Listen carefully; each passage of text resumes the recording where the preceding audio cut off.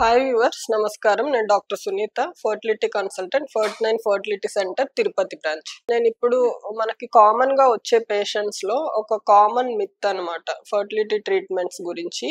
ఎంతో మంది అంటే అవగాహన లేని ఒక సింపుల్ కండిషన్స్ ని మీకు ఎక్స్ప్లెయిన్ చేస్తాను.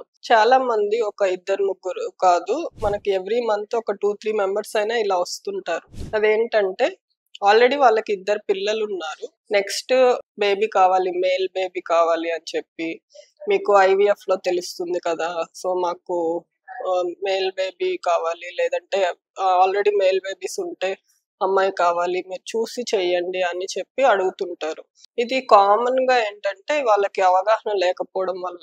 జనరల్ గా మనం ఐవీఎఫ్ లో ఒక లేడీలో నుంచి ఎగ్స్ ని తీస్తాము, మైక్రోస్కోప్ లో ఎగ్స్ లోకి స్పర్మ్స్ ని ఇంజెక్ట్ చేస్తాము, వాటిని 5వ రోజు దాకా పెంచుతాము.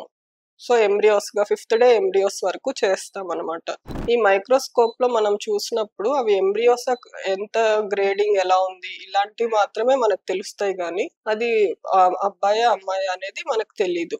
దాంతో పాటు next in case genetic testing చేయాలంటే కూడా మన ఇండియన్ లాస్ ప్రకారం జెనెటిక్ టెస్టింగ్ సెంటర్స్ అన్ని ఇండియన్ గవర్నమెంట్ తో రిస్ట్రిక్టెడ్ గా ఉంటుందన్నమాట.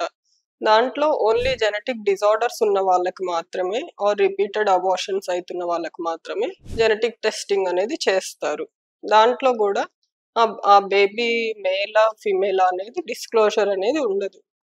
సో ఎవరైనా కానీ ఇట్లా దీనికోసం వస్తున్నారు అంటే ఇది ప్రొసీజర్, ఇది దీనివల్ల మనకి అబ్బాయి అమ్మాయి అనేది తెలుసుకోవడం అనేది జరగదన్నమాట.